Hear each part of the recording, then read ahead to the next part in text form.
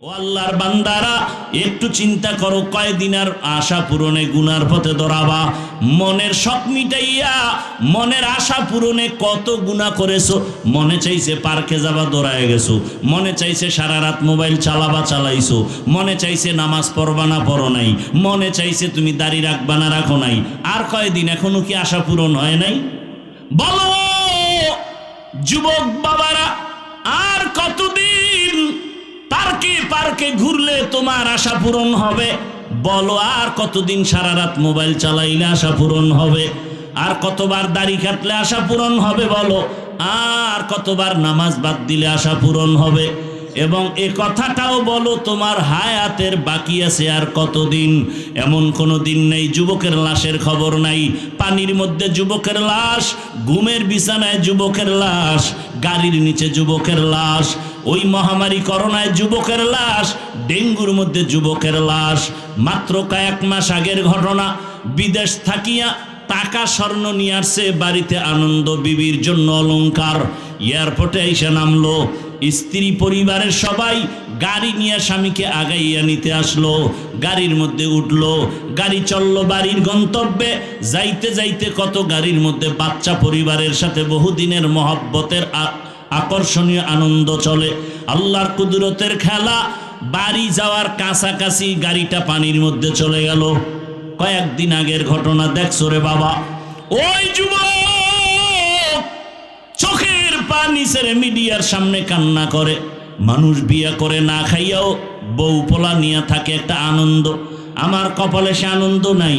টাকা কামাই করার জন্য বিদেশে গেলাম, আজ আমি টাকা আর অলংকার নিয়ে আসলাম, কিন্তু আমার কপাল কেন এত খারাপ?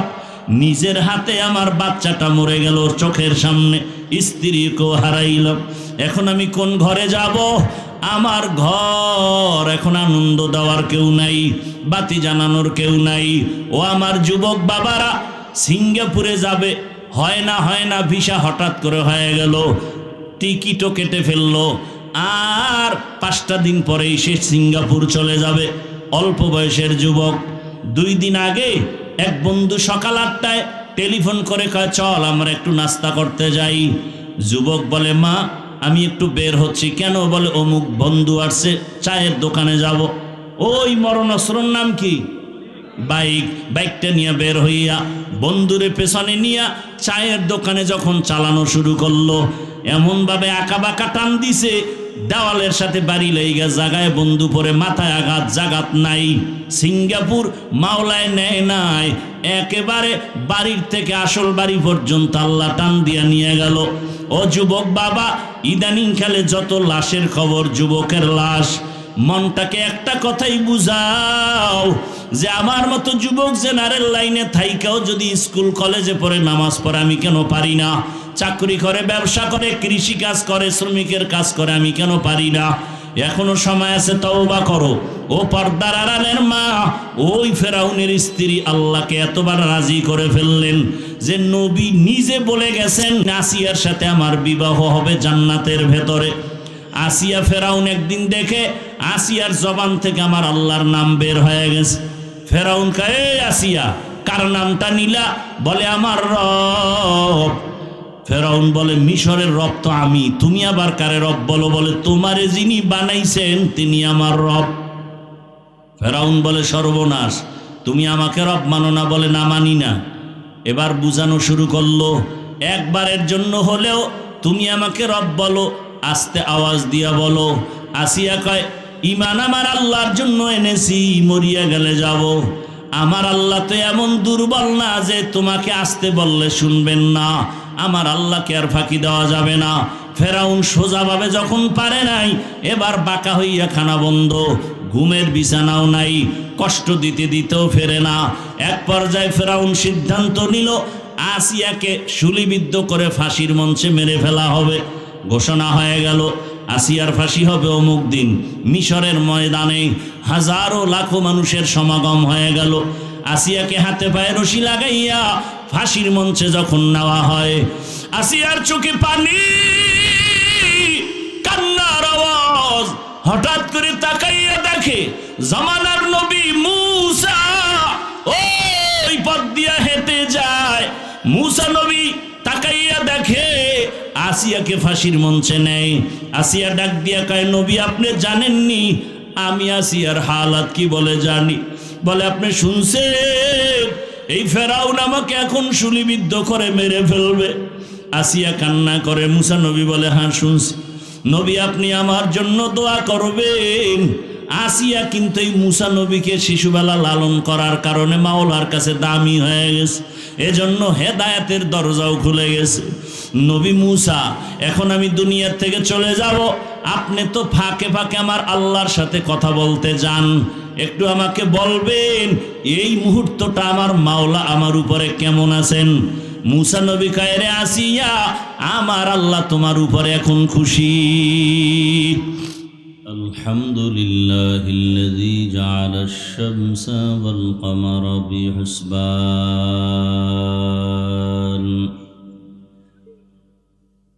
One Nazma wash শাজারা ইয়াসজুদান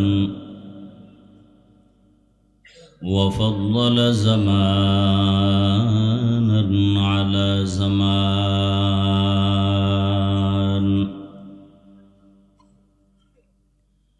كما فضل مكانا على مكان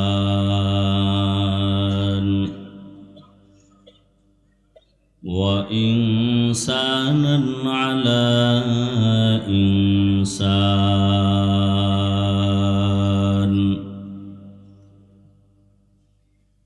ونشهد أن لا إله إلا الله وحده لا شريك له لا ضد له ولا ند له ولا مثل له. ونشهد أن سيدنا وسندنا وحبيبنا وحبيب ربنا وطبيبنا وطبيب قلوبنا ومولانا محمدا عبده ورسوله. اللهم صل على محمد النبي الأمي وعلى آله وسلم تسليما.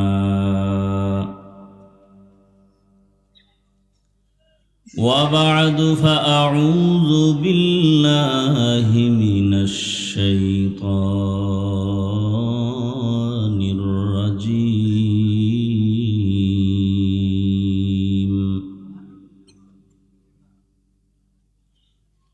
بسم الله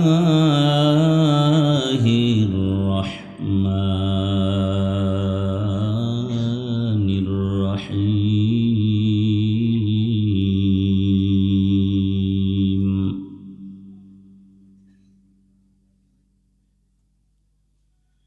يا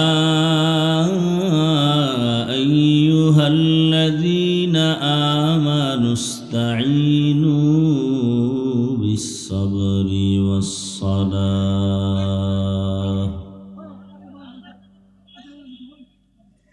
إن الله مع الصابرين.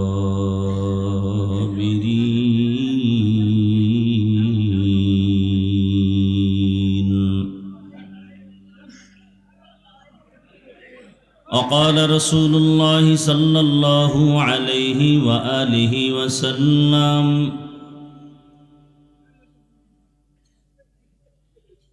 من يرد الله به خيرا يصيب منه.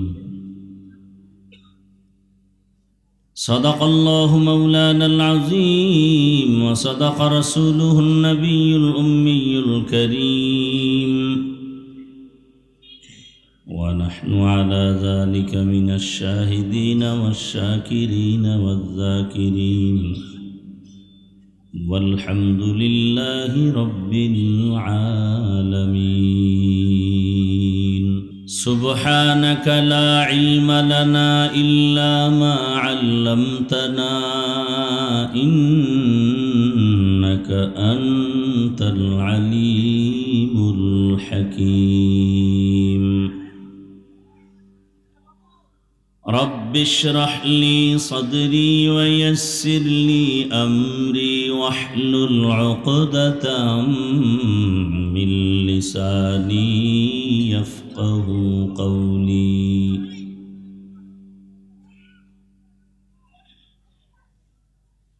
نگاہ مومن سے تو بدل جاتی ہے تقدیر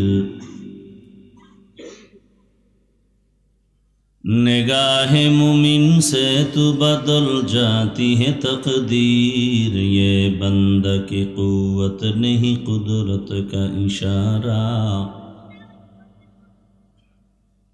یہ بندہ کی قوت نہیں قدرت کا اشارہ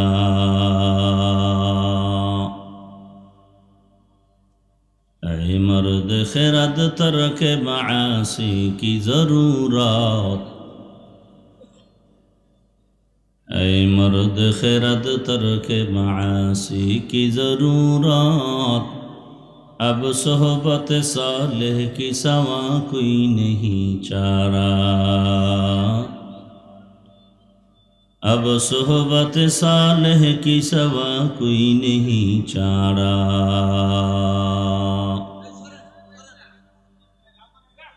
مردود ہے پیچھے ہمیں خبر نہیں لیکن مردود ہے پیچھے ہمیں خبر نہیں لیکن ایک وقت میں ہلاک جو اعمال ہے سارا ایک وقت میں ہلاک جو اعمال ہے سارا لا الہ الا اللہ لا الہ الا اللہ لا الہ الا اللہ لا الہ الا اللہ لا الہ الا اللہ لا الہ الا اللہ لا الہ الا اللہ لا الہ الا اللہ لا الہ الا اللہ لا الہ الا اللہ محمد رسول اللہ الجامعۃ الاسلامیہ دارالعلوم পান্ডাপাড়া অষ্টধার এর উদ্যোগে আয়োজিত বার্ষিক ওয়াজ মাহফিল 11 নভেম্বর 2025 মহতি এ মাহফিলে উপস্থিত মুহতারাম সম্মানিত সভাপতি পীর কামেল আল্লামা সিরাজুল ইসলাম সাহেব দামাত বারাকাতুহুম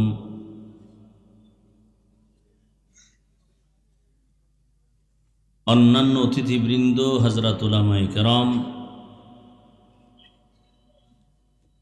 অত্র অঞ্চলের বিভিন্ন স্থান থেকে আগত আল্লাহ পাকের আশিকিন জাকিরিন শাকিরিন মুহিব্বিন মুরব্বিয়ান এজাম কলিজার টুকরা আমার সমবয়সী যুবক বন্ধুগণ স্নেহের ছোট ভাই পর্দার আড়ালে মা বোনেরা আল্লাহ পাকের দরবারে শুকর যে আল্লাহ পাক আমাদেরকে সুস্থ রেখেছেন আলহামদুলিল্লাহ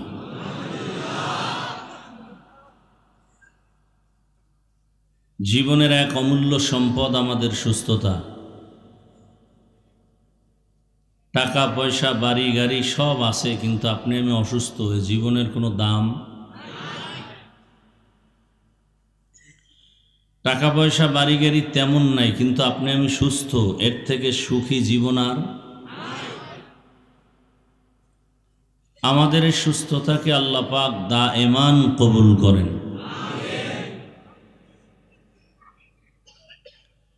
এখনো যারা অসুস্থ বিছানায় পড়ে আছেন ঘরে হসপিটালে, আল্লাহ তাদেরকেও পূর্ণ সুস্থতার নিয়ামত দান করেন।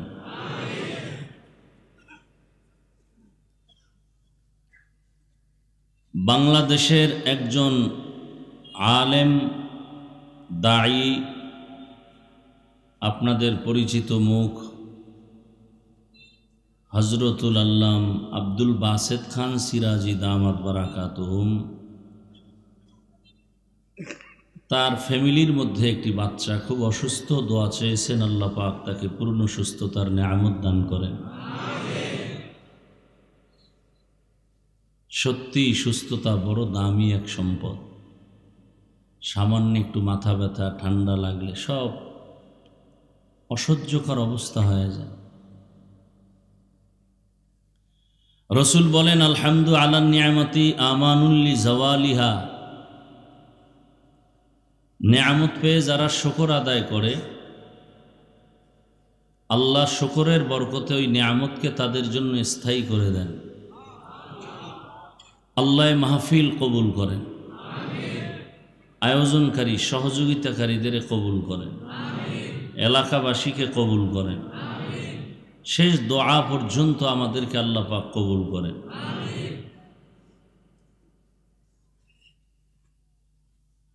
হাজারো লাখো মানুষের ভেতর থেকে বাছাই করে দয়াময় আল্লাহ যাদেরকে কবুল করেছেন তারাই এখানে আসছে। এজন্য আরেকবার শুকর আদায় করা যাবে? সবাই মোহাব্বতে একটু আওয়াজ দিয়ে শুকরটা আদায় করেন তো। মুসলমানের ঈমানের একটা আওয়াজও বাতিলদের জন্য একটা আতঙ্ক। আপনারা এখানে কি হালাতে আছেন, দেশের কি পরিস্থিতি জানেন কিনা জানি না। মানে বিগত দিন থেকে চরম এক বিপর্যয়ের দ্বার প্রান্তে আমার দেশ।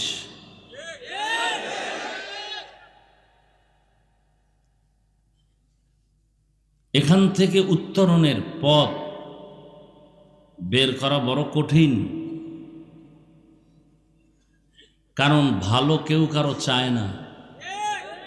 অনেকে বুঝিয়াও বুঝার চেষ্টা, না বুঝার চেষ্টা করে, বাহানা করে। দোয়া করি আল্লাহ পাক সমস্ত মুসিবত থেকে আমার দেশ ও জাতিকে হেফাজত করেন। দরুদ ও সালাম সৈয়দুল মুরসালিন রহমতুল্লিল আলমিন শফিউল মুজনিবিন খাতামুন নবিয়্যিন সৈয়দুস সাকলাইন ইমামুল মুরসালিন শফিউ আজম রসুল আকরাম রহমত আলম নবিয়ুল আরব আল আজম হাবিব কিবরিয়া আশরফুল আম্বিয়া সৈয়দুল আম্বিয়া शफीअ महशर साक़ी कौसर आक़ाए नामदार मदीना का ताजदार आफ़ताब नबूवत फ़ख्र मौजूदात सय्यदुल मखलूक़ात हज़रत मुहम्मदुर रसूलुल्लाह सबाई मोहब्बते दरूद पढ़ेन आरेकबार একবার সাল্লাল্লাহু আলাইহি ওয়া আলিহি ওয়াসাল্লাম পড়লে সাথে সাথে তিনটা পুরস্কার আল্লাহ দান করেন। প্রথম পুরস্কার 10টা গুনাহ মাফ হয়ে যায়, দ্বিতীয় পুরস্কার 10টা নেক আমল নামায় যোগ হয়ে যায়, তৃতীয় পুরস্কার আল্লাহর দরবারে 10 গুণ মর্যাদা বেড়ে যায়। আল্লাহ আমাদেরকে বেশি বেশি দরুদের আমল করার তৌফিক দান করেন। দীর্ঘ সময় হযরত উলামায়ে কেরাম আলোচনা করেছেন, আপনারা আলোচনা শুনছেন। উলামায়ে কেরামদের কথাগুলো উম্মাহকে সহি তরিকায় আমল করার তৌফিক দান করেন। উলামায়ে কেরামের ইজ্জতকে আল্লাহ বেশি বেশি বাড়ায় দেন। যারা উলামায়ে কেরামের বিরুদ্ধে ষড়যন্ত্র করে, চক্রান্ত করে, আল্লাহ তাদের হেদায়াতের দৌলত দান করেন। আলেমদের জন্য এতগুলো দোয়া করার পেছনে কারণ হলো কিয়ামত পর্যন্ত এই জমিন আর নবীজি আসবেন না আমাদেরকে বয়ান করার জন্য, সাহাবায়ে কেরামও আসবেন না। বয়ান আপনাদের আগ্রহ, মোহব্বত এর উপরে বয়ান হবে, আল্লাহর দয়া ও রহমতের উপরে। এত কষ্ট করে আসছেন, দীর্ঘ সময় ধৈর্যের সাথে বসে আছেন, আমাকে কিছু কথা বলার সুযোগ দেন। আমি যেভাবে বলি ওভাবে একটু খেয়াল করেন। কিয়ামত পর্যন্ত নবীজি আর আসবেন না, সাহাবায়ে কেরাম আসবেন, আইম্মায়ে কেরাম আসবেন, বড় বড় আউলিয়া কেরাম আসবেন। কিয়ামত পর্যন্ত ভালো করে খেয়াল করবেন এই কথাগুলো। এই জাতি যদি শান্তি চায়, অবশ্যই আমরা শান্তি চাই এবং পরকালে জান্নাত চাই। আপনারা কি বলেন, এই দুই কথা একমত তো? তাহলে শান্তি এবং জান্নাত পাওয়ার একমাত্র ঠিকানার নাম ইসলাম। শান্তি এবং জান্নাত পাওয়ার ঠিকানার নাম কি? ইসলাম। আর সেই শান্তি এবং জান্নাতের পরিপূর্ণ নিঃস্বার্থভাবে একুরেট ঠিকানা এই উম্মতকে কিয়ামত পর্যন্ত দেখাবেন, দিবেন একমাত্র উলামায়ে কেরাম। এজন্য গভীর এক ষড়যন্ত্র চলতেছে আলেম থেকে উম্মতকে আলাদা করার জন্য। ইভেন আলেমও যেন একজন আর একজনের বন্ধু হতে না পারে, সেজন্য চক্রান্ত চলতেছে। কারণ আলেমরা যদি এক হয়ে যায়, কালকে যদি হাতে হাত রাখে, উল্লেখযোগ্য সব উলামায়ে কেরাম এক হয়ে যদি ময়দানে নেমে পড়েন, দেশের পরিস্থিতি এমন হবে যে পরের মাস থেকে দেশ চালাবে উলামায়ে কেরাম। তো উলামায়ে কেরাম দেশ চালাইলে দেশ থাকবে শান্তি, বেহেশতের বাগান। সমস্যা কোথায়? দুর্নীতিবাজ জালেমের জন্য বড় সমস্যা, চোর ডাকাতের জন্য সমস্যা। কারণ ওরা চুরি করতে পারবে না, ডাকাতি করতে পারবে না, চাঁদাবাজি করতে পারবে না। ওরাও জানে ইসলাম শান্তির ধর্ম, বক্তব্য দিলে বলে হ্যাঁ ইসলাম শান্তির ধর্ম, মানে না। নামাজ পড়ে ঠিক, কিন্তু পরিপূর্ণ ইসলাম মানে না। কেন? মানতে গেলে যারা অপরাধী, অন্যায়কারী, তারা আর অপরাধ করতে সাহস পাবে না। মনে করে তারা যদি অপরাধ না করে তো খাবে কি? চোর মনে করে চুরি না করতে পারলে আমার ঘরের চুলে আগুন জ্বলবে না। কিন্তু ইসলাম চুরি বন্ধ করে, দুর্নীতি বন্ধ করে, শান্তির সমাজ বিনির্মাণে প্রত্যেকটা মানুষের অধিকার ফেরত দেওয়ার মতো সিস্টেম ইসলামে আল্লাহ দিয়েছেন। কিয়ামত পর্যন্ত মানুষ সম্মানের সাথে জীবন যাপন করবে, সেই ব্যবস্থা আল্লাহ করে দিয়েছেন। আমরা বুঝি না, এ কারণে আমরা মানতে পারি না। আপনারা দেশ স্বাধীন করেছেন, তাই তো? দ্বিতীয়বারের স্বাধীন। কি পাইলাম? এখনো আজও ঢাকাতে উলামায়ে কেরাম আন্দোলনে সমাবেশ করেছেন, দেখেন নাই? স্বাধীনতার সফল ফল আসলে আন্দোলন হবে কেন নতুন করে? সফল স্বাধীন যদি দেশ করেই থাকেন, এখনো কেন বাবার সামনে মেয়েকে ধর্ষণ করা হয়, স্বামীর সামনে স্ত্রীকে ধর্ষণ করা হয়? স্বাধীনতার সুফল যদি আনতেই পারতেন, তাহলে এখনো কেন দোকানওয়ালা ব্যবসায়ী নিরাপত্তায় ব্যবসা করতে পারে না? কারণ কি? এখনো কেন পানির মধ্যে লাশ দেখা যায়? এখনো কেন রাস্তাঘাটে মানুষের উপরে ছুরির আঘাত করা হয়? বোঝা গেল এই স্বাধীন দিয়ে দেশ নিরাপদ হবে না। নতুন করে আরেকবার স্বাধীন করতে হবে, প্রস্তুতি নেন। এবং সেই স্বাধীন হবে দেশের স্থায়ী শান্তির স্বাধীন, এবং সেই স্বাধীন হবে ইসলামের স্বাধীন। ইসলামের স্বাধীন না হওয়া পর্যন্ত আল্লাহর জাতের কসম, আল্লাহর কসম একবার, আল্লাহর কসম দুইবার, আল্লাহর কসম তিনবার, ওয়াল্লাহি বিল্লাহি তাল্লাহি, আল্লাহর শপথ করে বলছি, ইসলাম যতদিন এই জমিনে বাস্তবায়ন হবে না, ইসলাম দিয়ে যতদিন এই দেশে আইন চলবে না ততদিন পর্যন্ত চাপাবাজের আওয়াজ শুনবা, শান্তি কপালে আসবে না, কসম আল্লাহ। একমাত্র শান্তির ঠিকানার নাম ইসলাম।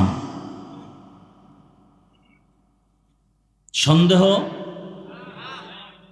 যদি একটা সন্দেহ ঢুকায়া দাও যে না হবে না, ইসলামের এই ভুল আছে, এখন দাড়ি কেটে ফেলবো, যেই ইসলামে ভুল আছে সেই ইসলাম আমি মানি না। যেই ইসলাম মানুষকে কষ্ট দেয় সেই ইসলাম আমরা মানি না। যে ইসলাম মানুষের কল্যাণ দিতে পারে না সেই ইসলাম আমরা মানি না। আমরা ওই ইসলাম মানি পারফেক্ট এবং পাওয়ারফুল, মানুষের স্থায়ী কল্যাণের ঠিকানা, যে ইসলাম দিতে পারে সর্বোচ্চ কল্যাণের অর্থনীতি, যে ইসলাম দিয়েছে মানুষের সর্বোচ্চ কল্যাণের সমাজনীতি। পৃথিবীতে যত নীতি আছে শ্রেষ্ঠ নীতির নাম ইসলামের নীতি। আলোচনা নাই, বুঝি না ইসলাম কি বলে। দুইজন দেখা হলে কি দাও? সালাম মানে কি বলেন? শান্তি। আমি বললাম আসসালামু আলাইকুম, তোমার উপরে শান্তি বর্ষণ হোক। সেও বলল কি? আমাকে দোয়া করলো আপনার উপরও শান্তি বর্ষিত হোক। দুই দিক থেকে শান্তির যখন দোয়া চলবে, শান্তি দিবেন কে? আল্লাহ দিবেন। এই বিশ্বাস থাকলেই তো আল্লাহর দিকে মানুষ আগাবে। দেখেন একটা নমুনা নগদ ধরাই দিই আপনাদের। অবশ্য অনেক বয়ান আমি বলি, আমি কিন্তু বয়ান শুরু করি নাই। আমার খুতবায় আয়াত হাদিস পড়ছে, এগুলোর তর্জমা পড়ব, তারপরে ব্যাখ্যা শুরু হবে। এই যে একটা প্যান্ডেল বিশাল, এতগুলো মানুষ, বসার জায়গা নাই, দাঁড়ানোরও সুযোগ নাই, কানায় কানায় ভরপুর মানুষ। এতগুলো মানুষ যে এখানে হাজির হলো, কত টাকার বিনিময়? সত্য কথাটা স্বীকার করেন। আচ্ছা, দুনিয়ার কোনো টাকাওয়ালা যদি এতগুলো মানুষ জমা করতে চাইতেন, আমার কথা বুঝেন, এক নাম্বার, দীর্ঘ এই রাতে তারা কেউ আসতো না, এবং দীর্ঘ টাইমের জন্য কেউ এখানে অপেক্ষা করত না। 3 নম্বরে, এই মানুষগুলোকে আনার জন্য ফ্রি গাড়ি দিতে হতো, টাকা দিয়ে কেউ আসতো না। 4 নাম্বার, এখানে আসার পরে ভিআইপি বসার ব্যবস্থা দিতে হতো। 5 নাম্বার, এদেরকে নাস্তা দিতে হতো, না হয় চেয়ারের বাড়ি খাইত। 6 নাম্বার, এতগুলো মানুষকে নিয়ন্ত্রণের জন্য যথেষ্ট পরিমাণ প্রশাসন লাগত।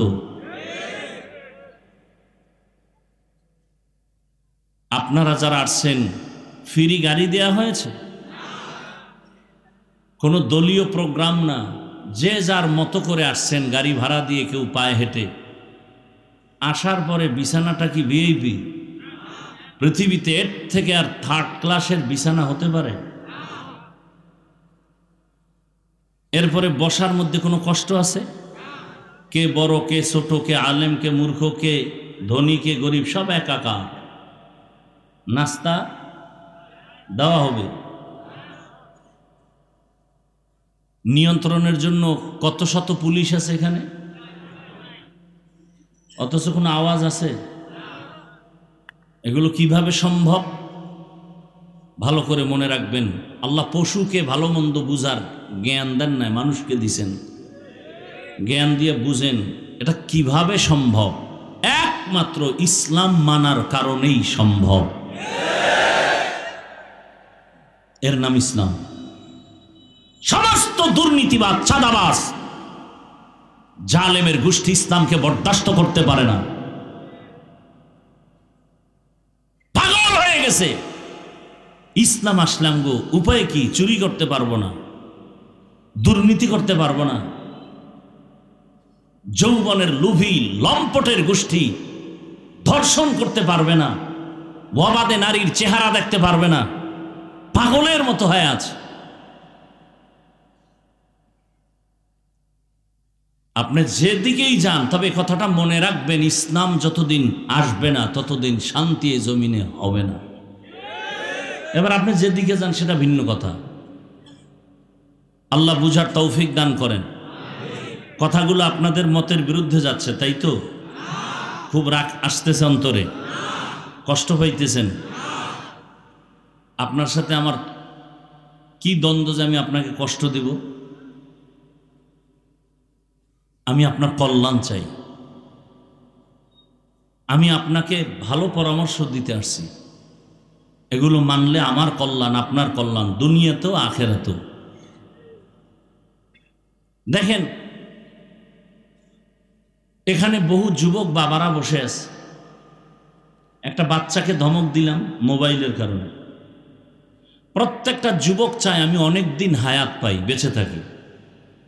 কি যুবক বাবারা, সত্যটা স্বীকার করো। এবং প্রত্যেকটা যুবক আমরা চাই সুস্থ থাকি। কিন্তু দুইটা অস্ত্র তোমরা হাতে নিয়ে ঘুরো, যেই দুইটা অস্ত্র তোমার হাতে থাকার দ্বারা তুমি দ্রুত মরে যাবা, এটার সম্ভাবনাই বেশি, এবং তুমি দ্রুত গতিতে অসুস্থ হয়ে যাচ্ছ কিন্তু তোমার খবর নেই। দ্রুত মরে যাওয়ার তোমার হাতে কি অস্ত্র আছে? আমার দেশের প্রত্যেকটা অধিকাংশ যুবকের হাতে দ্রুত মরার অস্ত্র বাইক। কি বলে এলাকায়, কি বলে? Bike, bike, motor cycle, Honda. যুবক বাবারা, তোমরা লেখাপড়া করো, শিক্ষিত মানুষ, মোহব্বতের ভাষা দিয়ে বলছি, বেয়াদবি ক্ষমা চাই। তুমি একটু পরিসংখ্যান দেখো তো, গড়ে বাংলাদেশে যে মানুষ মরে, বাস, ট্রাক পানিতে ডুবে এবং বাইক, হিসাব করে দেখো তো, গড়ে বাসের মানুষ বেশি মরে না ট্রাকে মরে না বাইকে মরে? একটু পরিসংখ্যান দেখো। তাহলে তুমি বাঁচতে চাও বহুদিন, কিন্তু তুমি দ্রুত গতির মরণের অস্ত্র নিয়ে অল টাইম তুমি পাগল। বাবায় বাইক কিনে না দিলে বাবাকে গালি দাও। বিবাহ করতে গেলে যৌতুক চাও একটা বাইক। কি বাঁচতে চায় অনেক দিন, এর থেকে আর বোকা কিভাবে মানুষ? বাঁচতে চাই বহুদিন, কিন্তু দ্রুত মরার মেশিন নিয়ে ঘুরতেছি। মোবাইল কিভাবে তোমাকে অসুস্থ করে? তুমি গুগলে সার্চ দাও। আমি হাফিজের কথা তোমার মানার কোনো দরকার নেই, আমি শুধু স্মরণ করিয়ে দিচ্ছি। মোবাইলে গুগলে সার্চ দাও, টাচ মোবাইল দেখলে শরীরের অঙ্গ প্রত্যঙ্গের কি কি ক্ষতি হয় দেখো। চোখের পাওয়ার কিন্তু ডাক্তারের কাছে যাও অনেক কমে গেছে, তুমি 6 মাস পরে আবার যাও, দেখবে আরো কমতেছে। তোমার হার্ট কিন্তু দুর্বল হতে চলছে, খবর নেই। কিডনি দুর্বল হয়ে যাচ্ছে, খবর নেই। মানুষের জীবনের সুস্থতার জন্য আল্লাহ একটা ঔষধ দিয়েছেন, রাতের ঘুম। তুমি সেই ঘুমটাকে কেমনে কাটাও? দরওয়াজা জানালা কমপ্লিট আটকাইয়া মোবাইল হাতে নিয়ে জেনা করো সারা রাত। চোখের জেনা, হাতের জেনা, জবানের জেনা, অন্তরের জেনা। রসুলের অন্য নবীর উম্মতের চেহারা শুকার হয়ে যাইতো, বানর হয়ে যাইতো, তোমারটাও হওয়ার দরকার ছিল। তুমি ঘুম থেকে উঠে দেখার দরকার ছিল তোমার চেহারা বানর।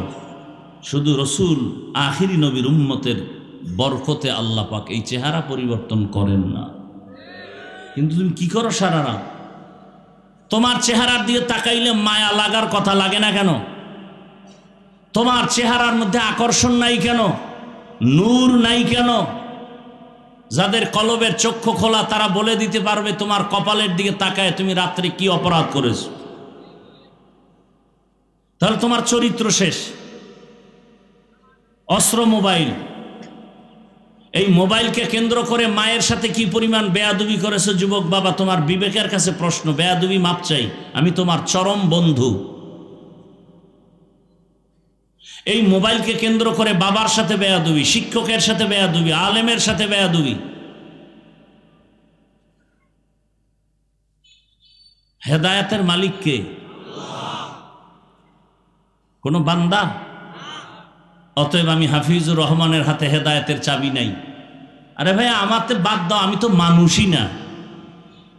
আমি মানুষ না, আমি বক্তা হয়েছি ঠিক।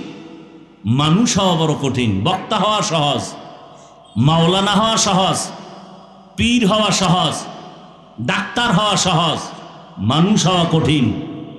তাসলিমা নাসরিন একটা ডাক্তার, কিন্তু মানুষ হতে পারে নাই, কুকুরের থেকেও নিকৃষ্ট। ঢাকা কলেজের প্রফেসর আহমদ শরীফ ঢাকা কলেজের প্রফেসর হয়েও মানুষ হতে পারেনি, প্রফেসর হয়েছে। মানুষ হতে পারিনি।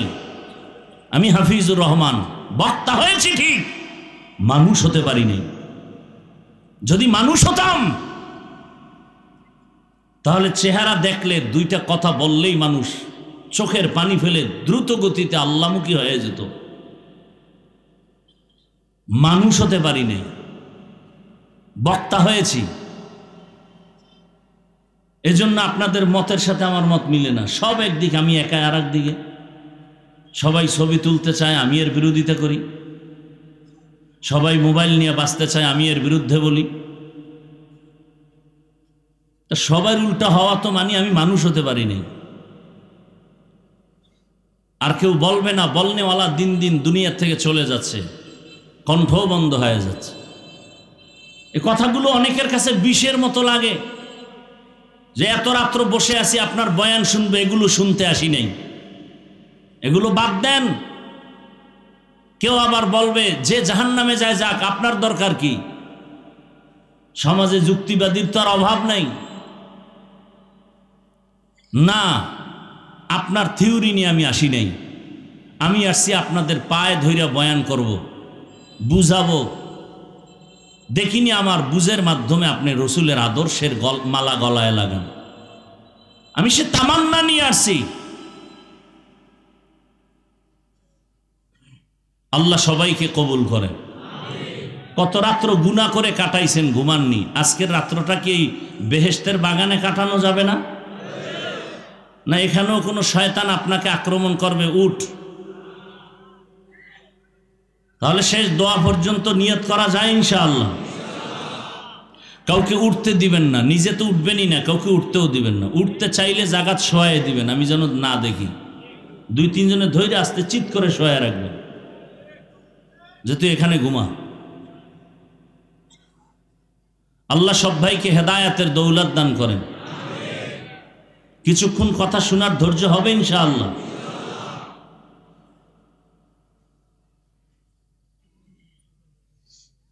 তো উলামায়ে কেরামের জন্য দোয়া করলাম, আল্লাহ উলামায়ে কেরামের ইজ্জতকে বেশি বেশি বাড়ায় দেন। আরো আস্তে করে বলেন। এবার আমার তেলাওয়াতকৃত আয়াত এবং হাদিসের তরজমাটা বলি, তারপরে ব্যাখ্যা।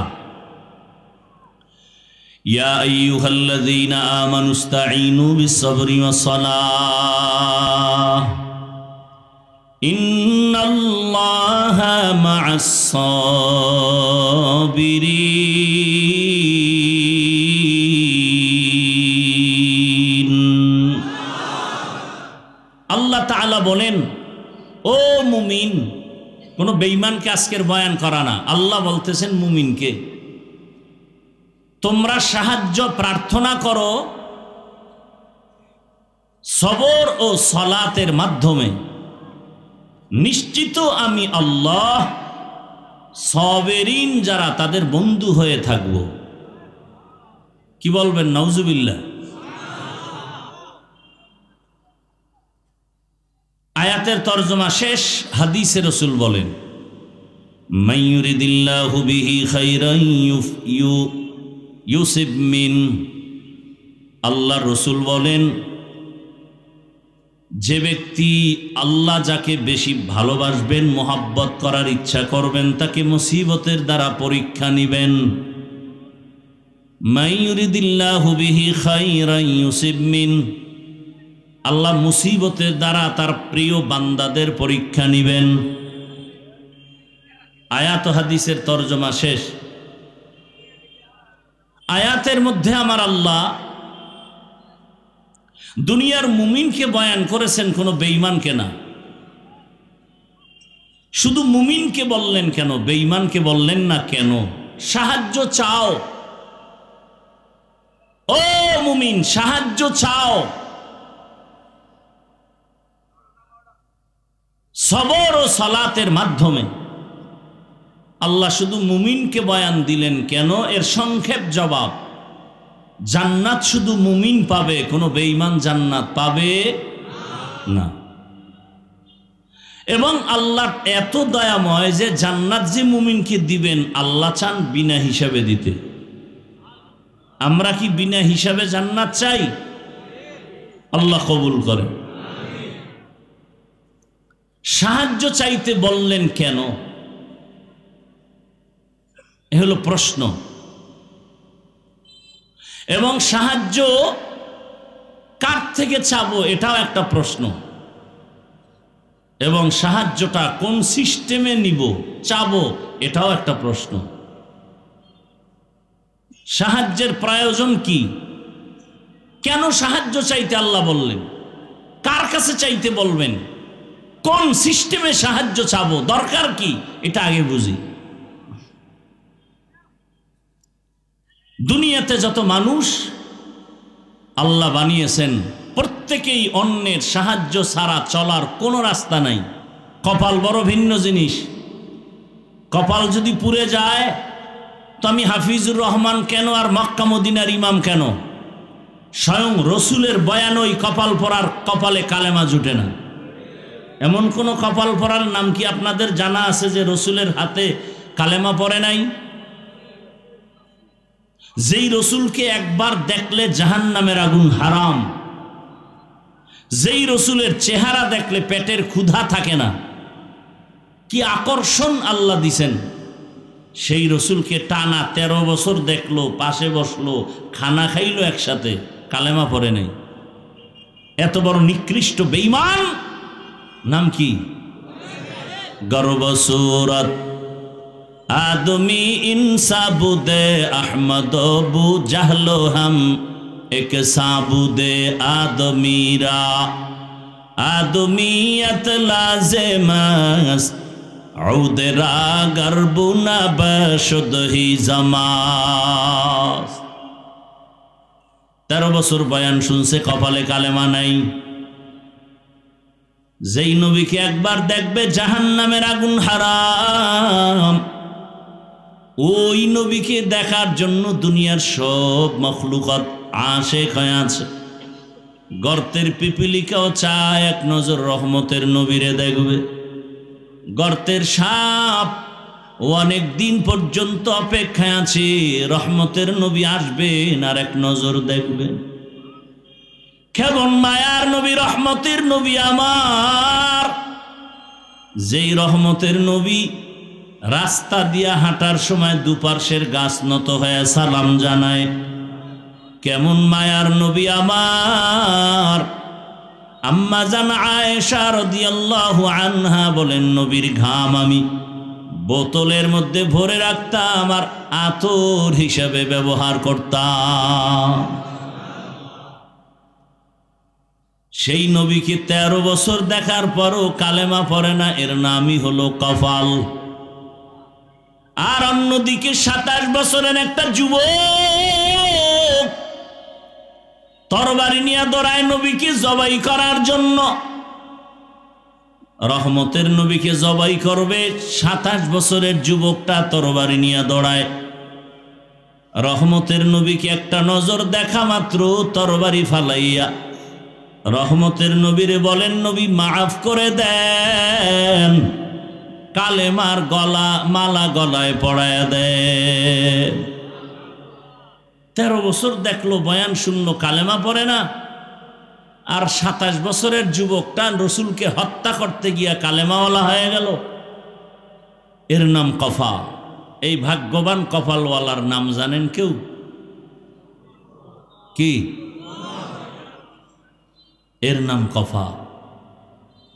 বহুদিন ধরে এই প্রোগ্রামের প্রচারণা চলছে গোটা মুক্তাগাছা এলাকার আশেপাশে। কপালওয়ালা এমন কপাল, আসার নিয়ত করে অনেকে আসতেই পারে নাই। আর একদল আসছে ঠিক, তবে বেহেশতের প্যান্ডেলে ঢুকতে পারে নাই।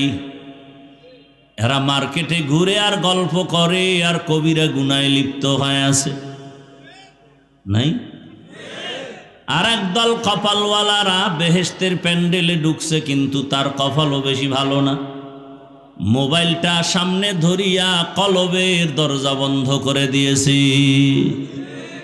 যত বয়ান সব মোবাইলে ঢুকে, কলবে ঢুকে না।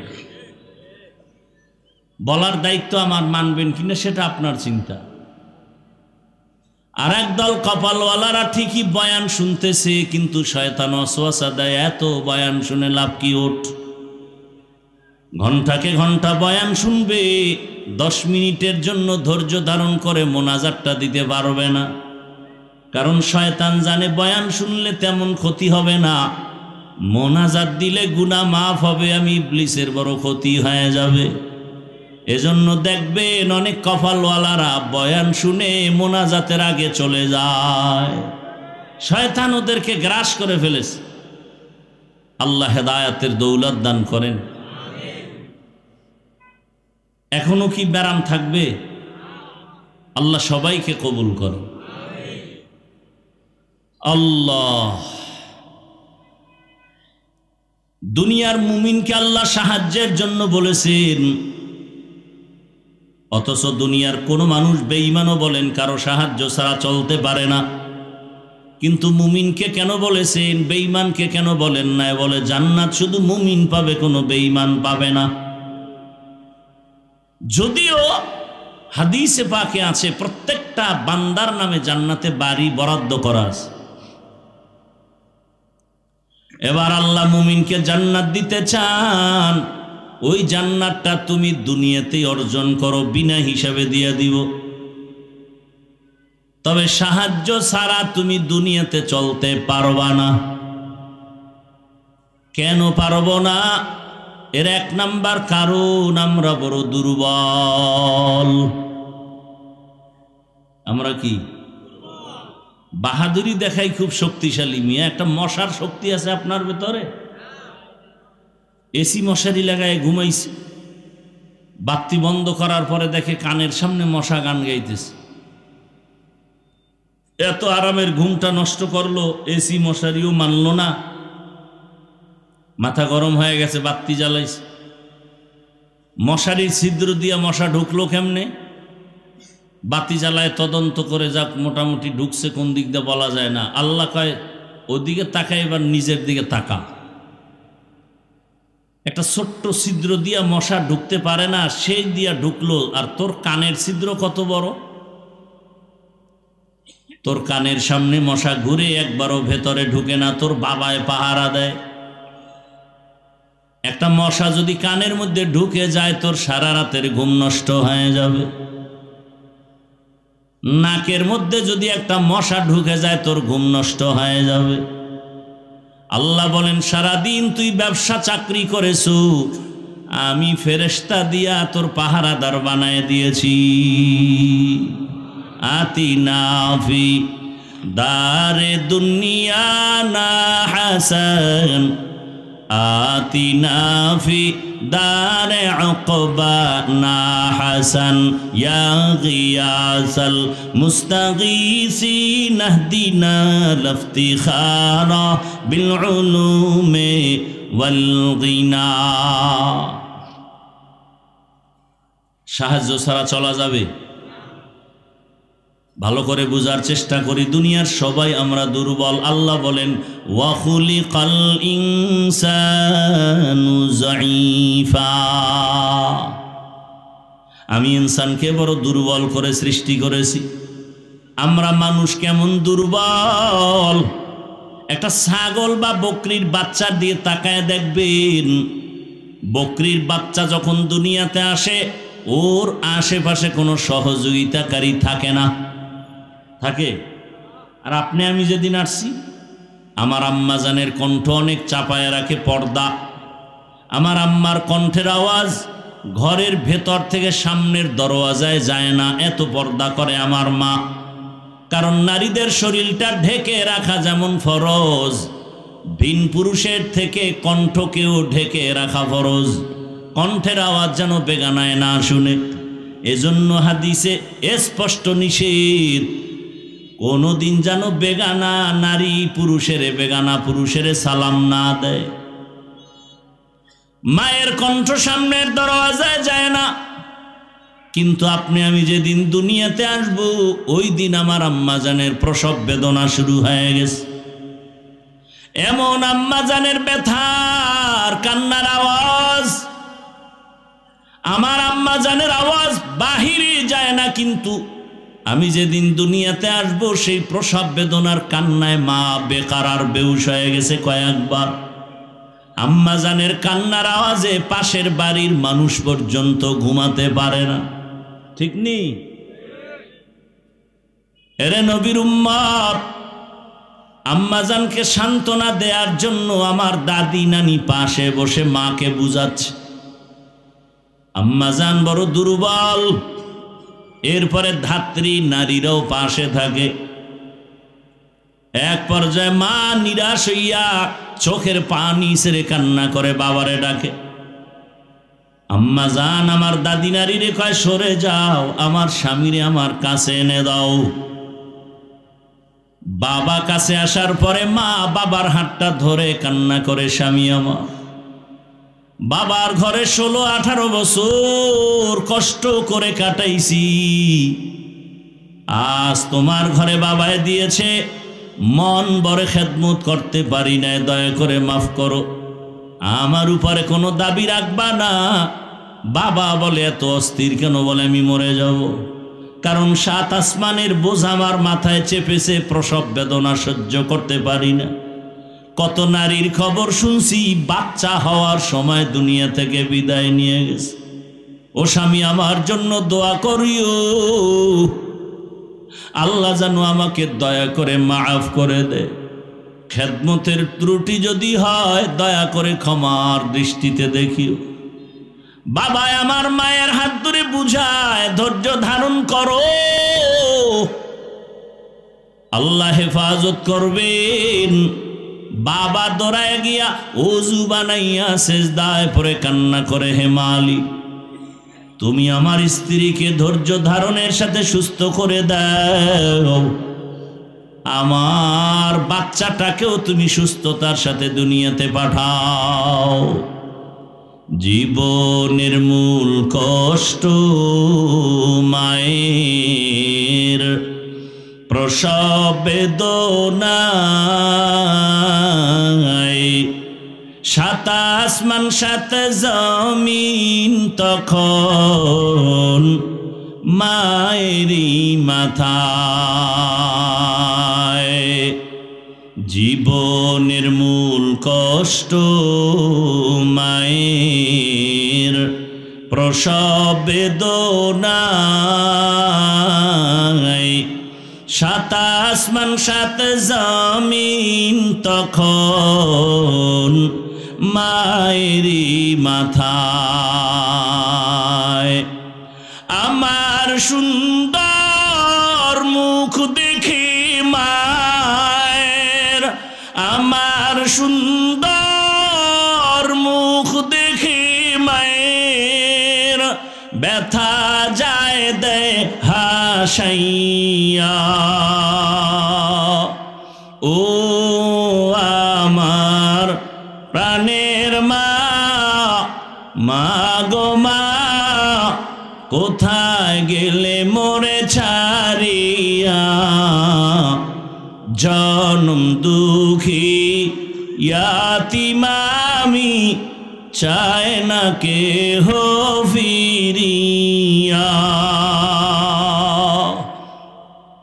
আমি যখন ছিলাম আমার মায়ের উদরে, চলাফেরা করলেন যে মায়, কত কষ্ট করে। আমি যখন ছিলাম আমার মায়ের উদরে, চলাফেরা করলেন যে মায়, কত কষ্ট করে। এমন মাকে কেমনে আজি, এমন মাকে কেমনে আজি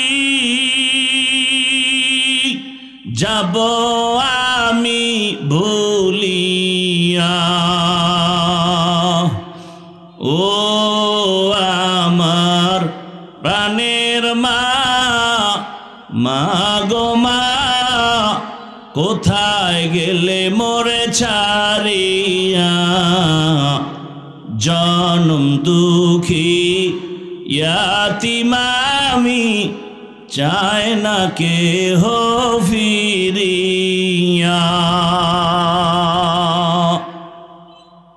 মাগো আমি ইয়াতিম বলে সবাই দেয় তারাইয়া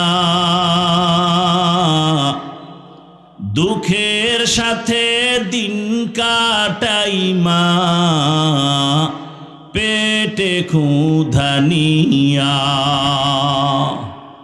মাগো আমি ইয়াতিম বলে সবাই দেয় তারাইয়া দুঃখের সাথে দিন কাটাই মা পেটে ক্ষুধা নিয়া ঘুমের মাঝে মাকে দেখে ঘুমের মাঝে মাকে দেখে কেন্দে দেই বুক ভাসাইয়া ও আমার প্রাণের মা মা গো মা কোথায় গেলে মোরে ছাড়িয়া জনম দুঃখী ইয়াতিম আমি চায় না কেহ ফিরিয়া খেদমতে মা দর পে দর কুন সুবহ শাম তাকে বাসি দর্দ আলম নেক নাম সাহায্য ছাড়া চলার কোনো রাস্তা খোলা নাই আল্লাহ আমাদের দুর্বল করে বানাইছেন আমরা মানুষ একটা মশার কাছে দুর্বল পিপিলিকার কাছেও দুর্বল এমনকি আমি প্রায় সময় বলি মানুষের হাতে বানানো পাতলা 2 টাকা দামের একটা ব্লেটের কাছেও আমরা দুর্বল এক কথায় জবাব আমাদের মতো দুর্বল কোনো প্রাণী এই জমিনে তালাশ করে পাবেন না আমরা খানার বেলায় দুর্বল হাঁটার বেলায় দুর্বল ঘুমের বেলায় দুর্বল মেধার বেলায় বড় দুর্বল একটা একটা বুঝাইতে গেলে অনেক সময় চলে যাবে বড় বড় সমুদ্রের মধ্যে নীলতিমি আছে এক একটা নীলতিমির প্রতিদিনের খানার তালিকা 1000 কেজি চিংড়ি মাছ খায় এক একটা নীলতিমি কে খাওয়ায় আরো জোরে বলেন এক একটা নীলতিমির প্রতিদিনের খাদ্য 1000 কেজি চিংড়ি মাছ কোহে কাফ একটা পর্বতের ভেতরে একটা প্রাণী বসবাস করে সি-মোরগ নাম প্রতিদিন ওই সি-মোরগের খানার তালিকা 40টা মোটা তাজা হাতি কে খাওয়ায় পিপিলিকার খানা কে দেয় বলেন জঙ্গলের প্রাণীর খানা কে দেন নদীর মাছের খানা কে দেন সকালবেলা একটা পাখি বাসার থেকে ডানা মেলে বের হয়ে গেল সারাদিন খোলা আসমানে ডানা মেলে মেলে ঘুরতেছে ঘুরতেছে ঘুরতেছে সন্ধ্যাবেলা পাখিটা নিজের পেট ভরে বাচ্চার খানা নিয়ে বাসায় হাজির হয়ে গেল এই পাখির খানা কে দিলেন 13 বছর বয়ান শুনেও কপাল খুলে না আর রসুলকে জবাই করতে গিয়েও কি কপাল খুলে গেছে এমন খোঁড়া খুলছে ওমরের কপাল যে ওমর মসজিদে বই একটা আওয়াজ দিছে 2000 কিলোমিটার দূরে ইরানে সেই ওমরের আওয়াজ সে ডাইরেক্ট শুনে গেছে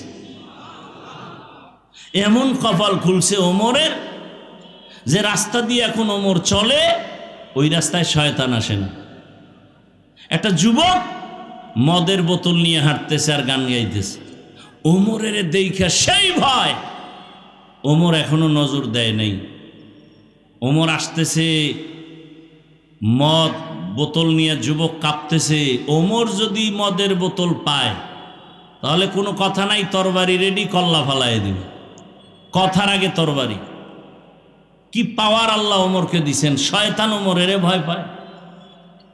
এখন যুবকের চোখে চোখে পড়ে গেছে, মদের বোতল ফালাইয়াও দিতে পারে না, ওমর দেখে বলাইছে।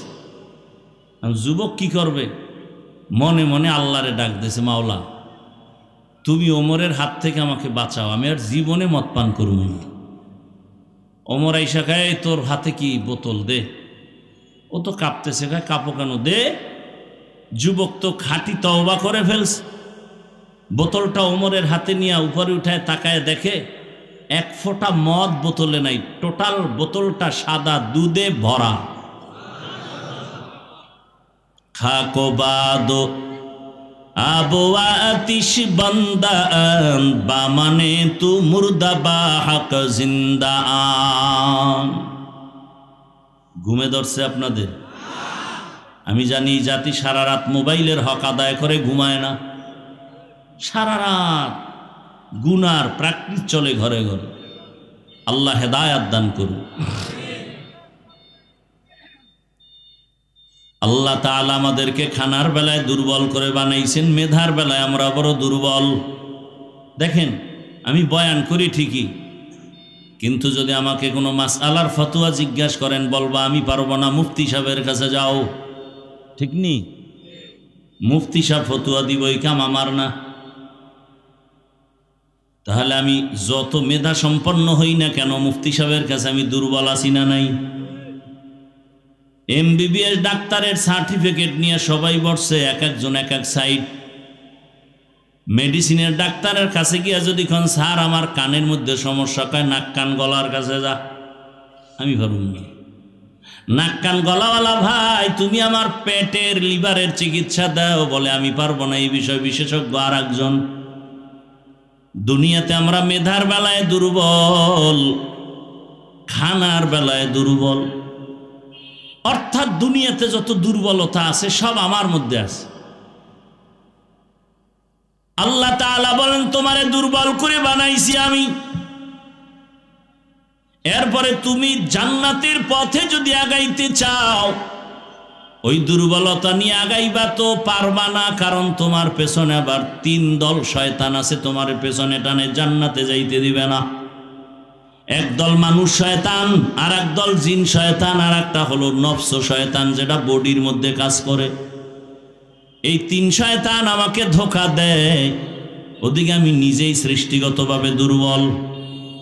আবার যেই দুনিয়াতে আমি চলে জান্নাতের পথে আগাবো, সেই দুনিয়ার পরিবেশটাও বড় খারাপ, দুনিয়ার পরিবেশটাও বড় দুর্বল। ডানে গুনাহ, বামে গুনাহ, সামনে গুনাহ। ঘর থেকে বের হব গুনাহ, ঘরের মধ্যে গুনাহ, কানের মধ্যে আওয়াজ আসে গুনার আওয়াজ, চোখের সামনে গুনাহ। এত কিছু ট্যাকেল দিয়া সামনে জান্নাতের পথে আগানো আমি দুর্বলের দ্বারা সম্ভব না, অন্যের সাহায্য নিতেই হবে। এই হলো একটা আল্লাহর দিকের বুঝ। আর একটা বুঝ কি? আর একটা দুর্বলতার বুঝ হলো, দুনিয়াতে প্রত্যেকটা মানুষ সামাজিকভাবে একে অপরের কাছে দুর্বল। চলতেই পারি না, আমার কাছে টাকা আছে, ঘরে চাল নাই। চাল কই? কৃষকের কাছে।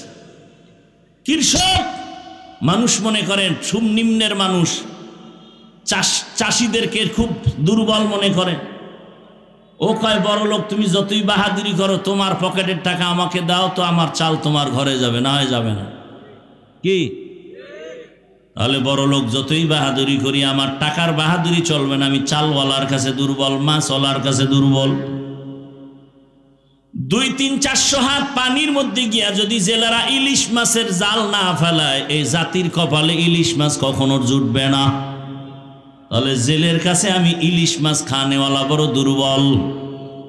এইভাবে আমি গাড়ি চালাই, গাড়িতে আসছি, কিন্তু ড্রাইভার আমাকে টেনে নিয়ে আসছে, আমি পারতাম না। আল্লাহ বুঝায় দিলেন, তুমি স্বয়ং সম্পূর্ণ না। একদিক দিয়ে তোমার সম্মান ঠিক রাখার জন্য একটা গুণ দিলাম, অহংকারী যেন না হও, অন্য দিকটা দুর্বল করে রাখলাম। তুমি দুনিয়াতে সম্মানে বেঁচে থাকতে একটা গুণ দিলাম, এই গুণ হইয়া তোমার গুণে গুণান্বিত হয়ে যেন তুমি অহংকারী হয়ে না যাও, এজন্য আর এক সাইড দুর্বল করে দিলাম। আল্লাহ ব্যালেন্স করে দিয়েছেন আমাদের জীবনকে। ভাইরা আমার, জীবন বড় বিপন্ন আমার। এই দুর্বলতার মধ্যে তুমি যদি আগাইতে চাও, অন্যের সাহায্য নিবা। এতক্ষণ আলোচনার দ্বারা বুঝাইতে চাইছি আমরা কারো সাহায্য ছাড়া চলতে পারবো না, এটা বুঝাইতে চাইছি। এতক্ষণ আলোচনায় কি বুঝতে পারলেন যে সাহায্য লাগবে? কি লাগবে না লাগবে না? দুনিয়ার লাইনেও লাগবে, আখেরাতের লাইনেও লাগবে। একজন ভালো ডাক্তার হতে হলে লেখাপড়া শুধু সার্টিফিকেট যথেষ্ট হবে না, বড় এক অভিজ্ঞ ডাক্তারের কাছে গিয়ে প্র্যাকটিক্যাল ট্রেনিং নিতে হবে। দুনিয়ার লাইনেও দুর্বল, আখেরাতের লাইনেও দুর্বল। এখন অন্যের সাহায্য ছাড়া চলা যাবে না। অন্যের সাহায্য কার থেকে নিব? যার মধ্যে তিনটা দুর্বলতা নাই, তার থেকে সাহায্য চাইলেই পাওয়া যাবে। এক নাম্বার, যার মধ্যে কোনো পিছুটান নাই। দ্বিতীয় দুর্বলতা, যার কোনো অভাব নাই। তৃতীয় দুর্বলতা, যার কোনো স্বার্থ নাই। এই তিনটা দুর্বলতা যার মধ্যে নাই, তার থেকে তুমি চাইলেই পাওয়া যাবে। এবার দুনিয়া তালাশ করে দেখলাম, পিছনে টান নাই এমন কোনো মানুষ নাই।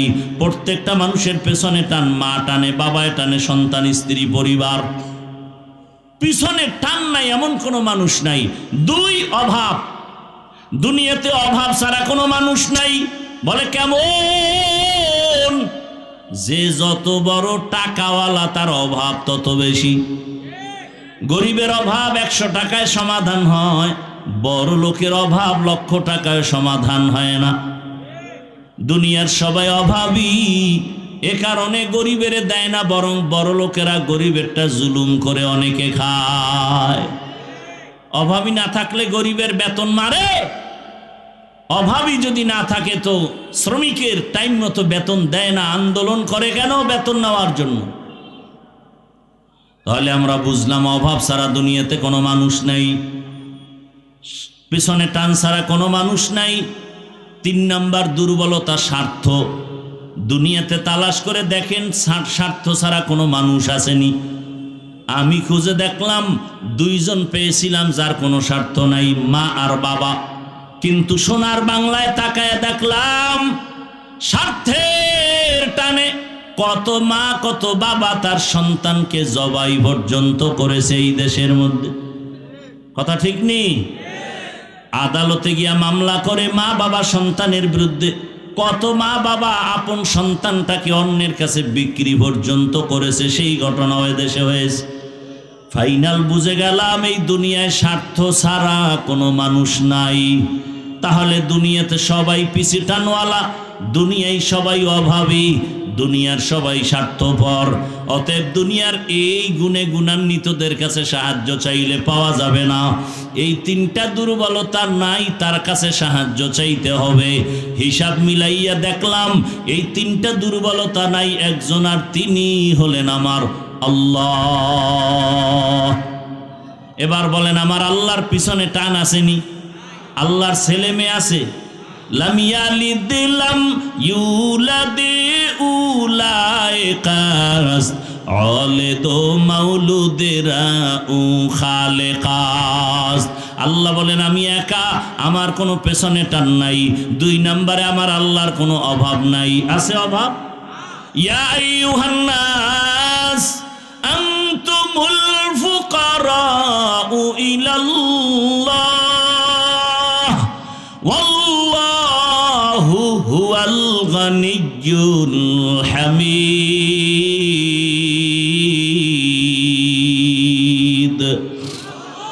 गर तवक्कुल मी कुनिहार सुबह शाम मेरा सानद रिज़्क़ तू अज़ला मकाम जुज़बा हक़ची ज़े मखाज़ इंसो जा फज़ले उआ मस्ते दर जुमला जहा।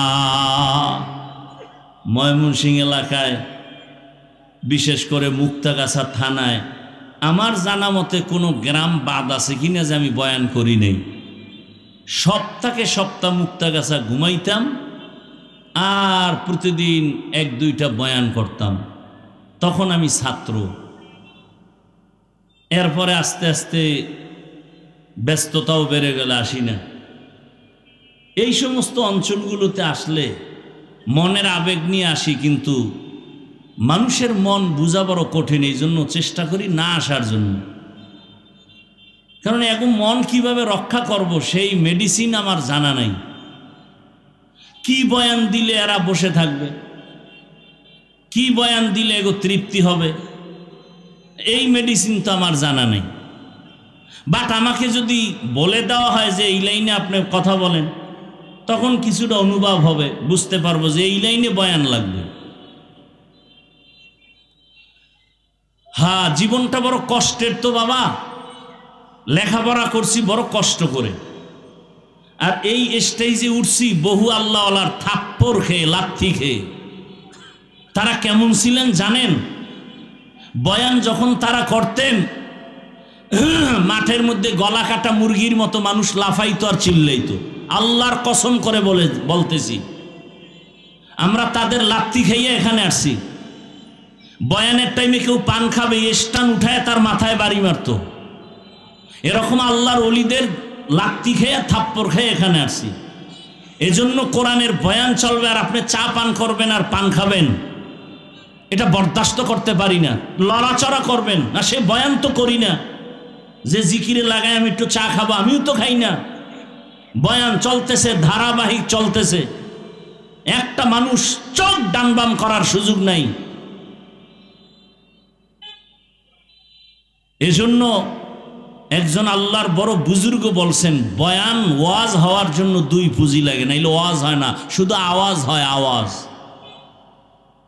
এক পুঁজি আল্লাহর রহমত, আর এক পুঁজি উপস্থিত শ্রোতাদের একনিষ্ঠ আকর্ষণ আর দিলের মোহব্বত। এই দুই জিনিস থাকলে ওয়াজ হয়। আর সেই ওয়াজে কলবের মধ্যে গিয়া আসর করে, বাড়ি মারে, আর চোখ থেকে পানি আসে। এজন্য ওয়াজ বাড়ছে, এত মানুষ। কালকে বলবেন ও বহু মানুষ, খুব খুশির খবর, ফজর নাই, জোহর নাই, আসর নাই, মাগরিব নাই, এশা নাই, এত মানুষ হইছে তো কি হইছে? আবারও ফজর খালি তো কি হইল? এই চাপাবাজিতে কি হবে? এই প্রশংসায় কি হবে? এখান থেকে বের হয়ে রাস্তায় বেরি, ওয়াজে আসছে, বেলুন কিনছে, বেলুন, প্লাস্টিকের মাছ, এডি লয়ে যাব বাড়ি। বউ জিগাইলে বলবে মোনাজাতে বেলুন কবুল হয়ে গেছে। এরা আসছে ওয়াজ শুনতে, আর ওয়াজের নামে মার্কেটে ঘুরে নারী পুরুষ যুবক যুবতী অবাধে ঘুরতেছে, হাসি তামসা করতেছে, খাইতেছে। কি হবে বলেন? এখানে বেহেশতের বাগান, মার্কেট ওখানে জাহান্নামের টুকরা। পরীক্ষা চলতেছে, কই ঢুকতেছো হিসাব মিলা। আজরাইল কিন্তু ধাক্কা দিলে ঘুমের মধ্যে তুই নাই। কি জিন্দেগি মে বন্দেগি তু করনা হে, জিন্দেগি বে बंदगी शर्मिंदा है, जिंदगी बे बंदगी शर्मिंदा है। খারাপ লাগতেছে আপনাদের যুবক বাবারা? আল্লাহ সবাইকে কবুল করেন, হেদায়েতের নূর আল্লাহ আমাদেরকে দান করেন। আল্লাহ পাকে মাহফিল হেদায়েতের জন্য কবুল করেন। সাহায্য ছাড়া চলার উপায় কার থেকে নিব? যার তিনটা দুর্বলতা নাই। তিন দুর্বলতা নাই কার? জোরে বলেন। আল্লাহ তাআলা বলেন, ইয়া আইয়ুহান নাস, দুনিয়ার মানুষ, আনতুমুল ফুকারাউ ইলাল্লাহ, তোমরা সব আল্লাহর কাছে ফকির। একমাত্র প্রশংসিত ধনী আমার আল্লাহ। আল্লাহর মতো ধনী আর কেউ আছে? দুনিয়ার ধনীরা দেয় কিন্তু খোটা দেয়, মনের মতো দেয় না।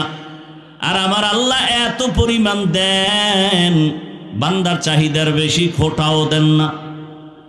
আল্লাহ তাআলা বলেন, সাহায্য সারা চলার উপায় নাই, তবে তিন জিনিসের দুর্বলতা যার মধ্যে নাই তার থেকে সাহায্য নাও।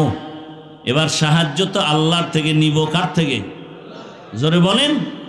আচ্ছা বলেন তো, নবীজির সাহায্যের প্রয়োজন হলে কার কাছে চাইতেন? তা আপনার আমার আল্লাহর কাছে চাইতে সমস্যা কোথায়? নবী হাদিসে বলেন, একটা জুতার ফিতাও যদি ছিঁড়ে যায় আল্লাহর কাছে বলো, কারণ আমার আল্লাহর কাছে মানুষের মতো দয়ার কোনো প্রাণী নাই।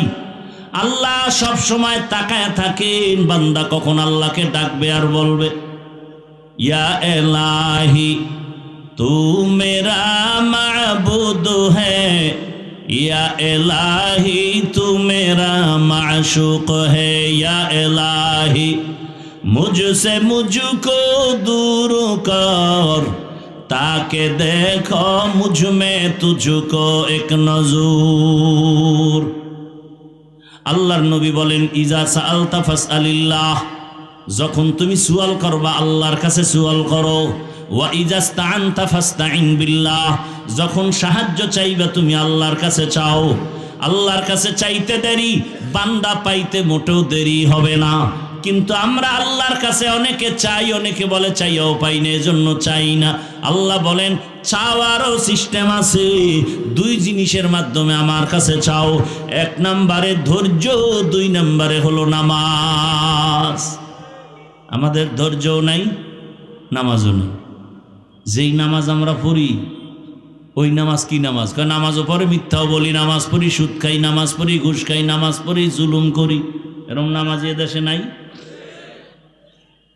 এই নামাজ তো জান্নাতের নামাজ নয়। নামাজ কেমন নামাজ? আল্লাহ নিজেই বলে নামাজ কেমন জানো? আরাইতাল্লাযী ইউকাযযিবু বিদ্দীন ফাযালিকাল্লাযী ইয়াদউল ইয়াতীম ওয়া লা ইয়াহুদ্দু আলা তুআমিল মিসকিন। এরপরে আয়াত কি? ফাওয়াইলুল লিল মুসাল্লিন। ওয়াইল নামক জাহান্নাম নামাজি মুসল্লির জন্য। ওয়াইল নামক জাহান্নাম নামাজি মুসল্লির জন্য। কোন ওয়াইল নামক জাহান্নাম? কোন নামাজি? নামাজও পড়ে গুনাহও করে। আর যেই নামাজি নামাজ পড়বে গুনাহ করবে না, তার জন্য বিনা হিসাবে জান্নাত। এরে নবীর আশিক, আল্লাহর থেকে নামাজ আর সবরের মাধ্যমে সাহায্য চাও, আল্লাহ দরজা খুলে দিবেন। এরে নবীর উম্মতের দল, এই ধৈর্যের মাধ্যমে তুমি সাহায্য প্রার্থনা করো। ধৈর্য তিন প্রকার: ইবাদতের বেলায় ধৈর্য, মুসিবতের বেলায় ধৈর্য, গুনাহের বেলায় ধৈর্য। স্বামী আর স্ত্রী কথা বলতেছে, হঠাৎ করে একদিন স্ত্রী স্বামীকে বলে, তুমি আমারে কেমন মহব্বত করো? বলে জীবন থেকেও বেশি। বলে তার নমুনা কি? বলে তুমি যা চাইবা তাই দিব, তুমি আমার জীবন, তুমি আমার মরণ। স্ত্রী একজন দিনদারি নারী, আল্লাহ ভোলা নারী, ডাক দিয়ে কই, হে স্বামী ভালো করে বলো, আমি যা চাইবো তাই দিবা? বলে হ্যাঁ। এবার স্ত্রী পরীক্ষামূলক বলে, ও স্বামী আমার, আমি যদি চাইলেই দাও, দেরি না করো তো আমারে 3 তালাক দিয়া দাও।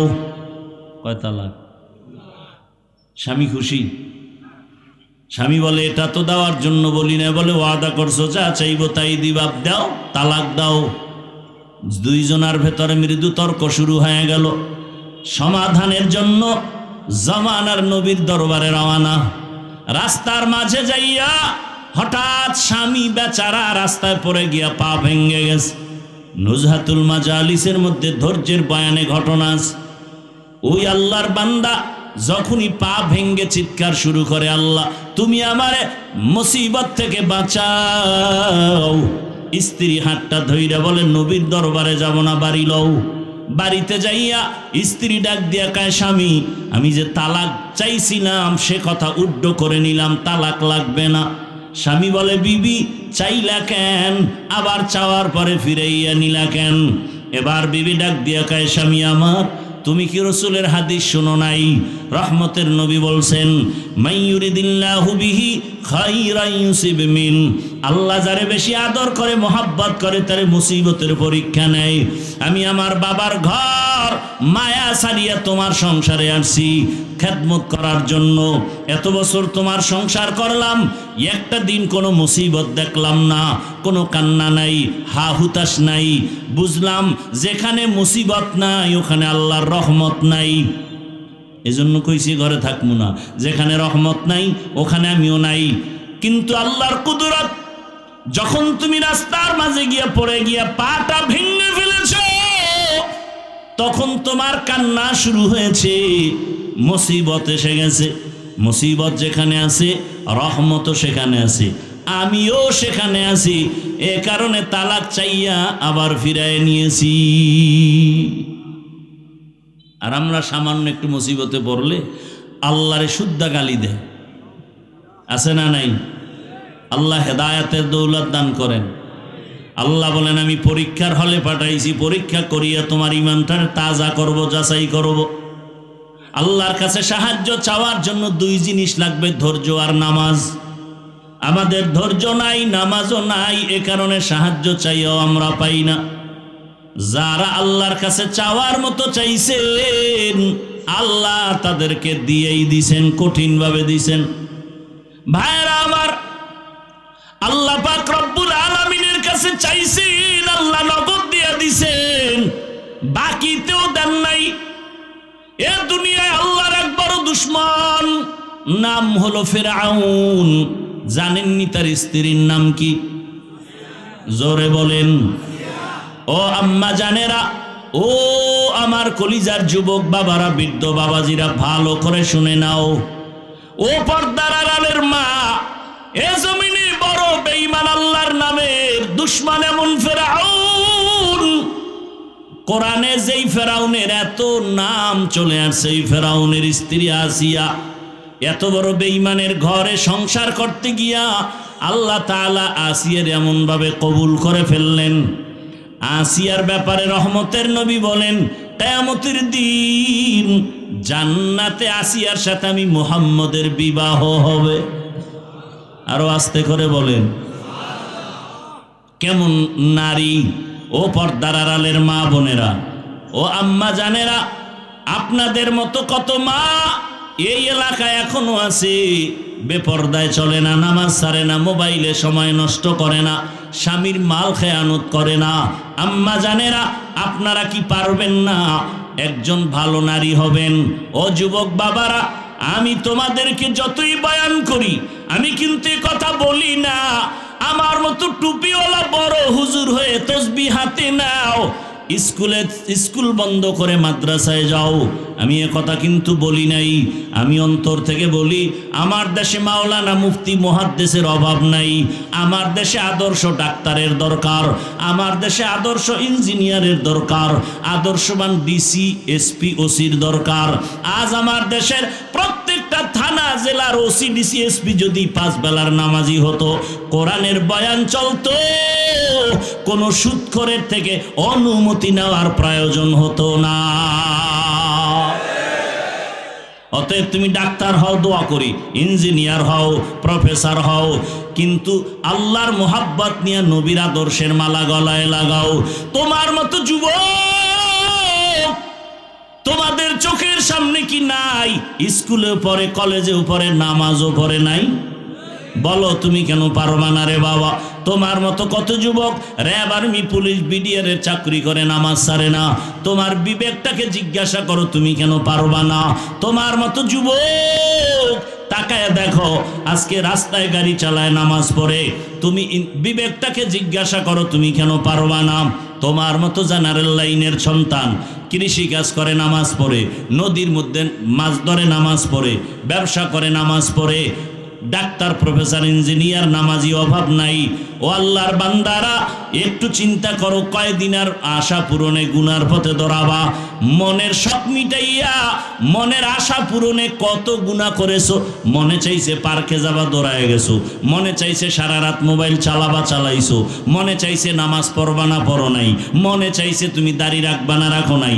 আর কয়দিন, এখনো কি আশা পূরণ হয় নাই? বলো যুবক বাবারা, আর কতদিন পার্কে পার্কে ঘুরলে তোমার আশা পূরণ হবে? বলো, আর কতদিন সারা রাত মোবাইল চালাইলে আশা পূরণ হবে? আর কতবার দাড়ি কাটলে আশা পূরণ হবে? বলো, আর কতবার নামাজ বাদ দিলে আশা পূরণ হবে? এবং এ কথাটাও বলো তোমার হায়াতের বাকি আছে আর কতদিন। এমন কোনো দিন নেই যুবকের লাশের খবর নাই। পানির মধ্যে যুবকের লাশ, ঘুমের বিছানায় যুবকের লাশ, গাড়ির নিচে যুবকের লাশ, ওই মহামারী করোনায় যুবকের লাশ, ডেঙ্গুর মধ্যে যুবকের লাশ। মাত্র কয়েক মাস আগের ঘটনা, বিদেশ থাকিয়া টাকা স্বর্ণ নিয়ে আসছে বাড়িতে আনন্দ বিবির জন্য অলংকার। এয়ারপোর্টে এসে নামলো, স্ত্রী পরিবারের সবাই গাড়ি নিয়ে স্বামীকে আগাইয়া নিতে আসলো। গাড়ির মধ্যে উঠলো, গাড়ি চললো বাড়ির গন্তব্যে। যাইতে যাইতে কত গাড়ির মধ্যে বাচ্চা পরিবারের সাথে বহুদিনের মহব্বতের আকর্ষণীয় আনন্দ চলে। আল্লাহর কুদরতের খেলা, বাড়ি যাওয়ার কাছাকাছি গাড়িটা পানির মধ্যে চলে গেল।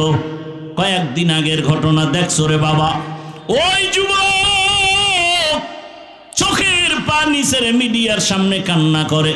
মানুষ বিয়ে করে না খাইয়াও বউ পোলা নিয়ে থাকে একটা আনন্দ। আমার কপালে সে আনন্দ নাই।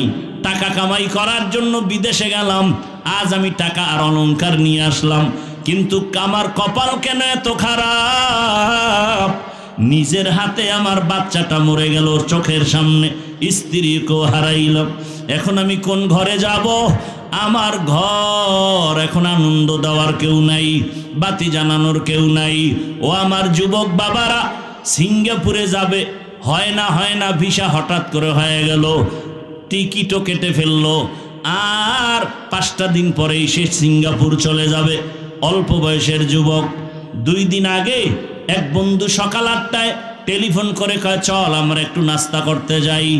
যুবক বলে মা আমি একটু বের হচ্ছি। কেন? বলে অমুক বন্ধু আসছে, চায়ের দোকানে যাব।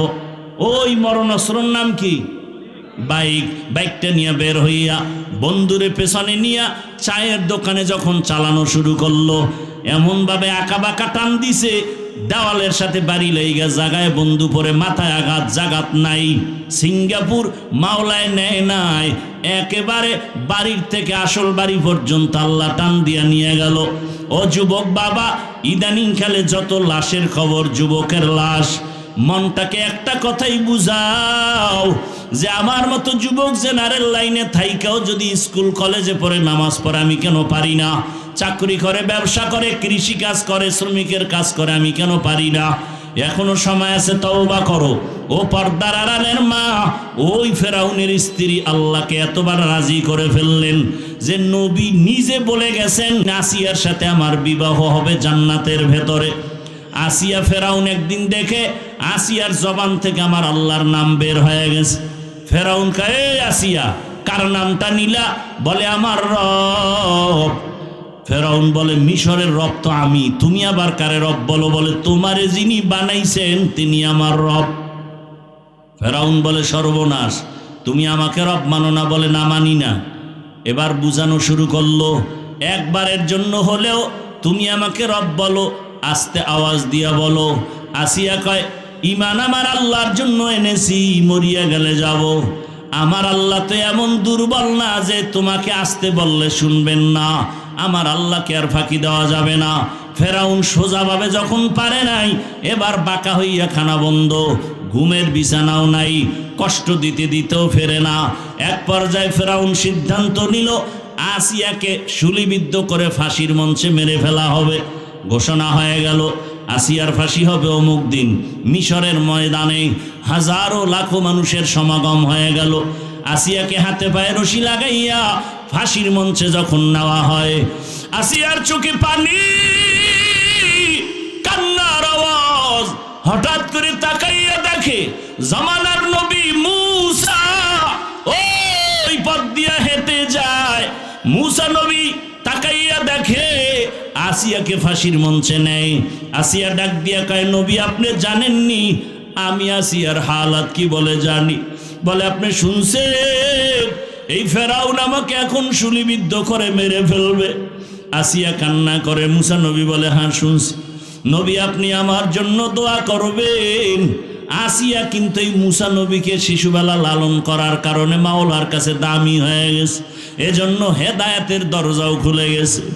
নবী মূসা এখন আমি দুনিয়ার থেকে চলে যাব, আপনি তো ফাঁকে ফাঁকে আমার আল্লাহর সাথে কথা বলতে যান, একটু আমাকে বলবেন এই মুহূর্তটা আমার মাওলা আমার উপরে কেমন আছেন?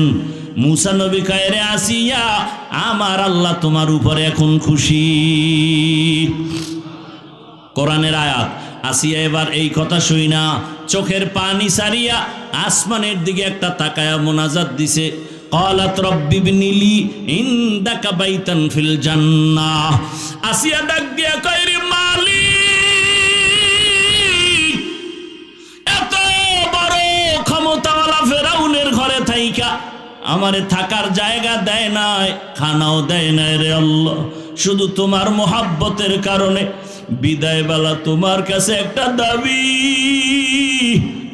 দুনিয়াতে থাকার মতো একটা ঘর আমি পাই নাই, খানার মতো আরামের খানাও পাই নাই, বিদায় বেলা তোমার কাছে আমার আরজি, তোমার পার্শ্বে জান্নাতে একটা ঘর বানাইয়া দিও, তোমার কাছে একটা জান্নাতে ঘর বানায় দাও, আমি আসিয়া যেন সেখানে আরামে থাকতে পারি।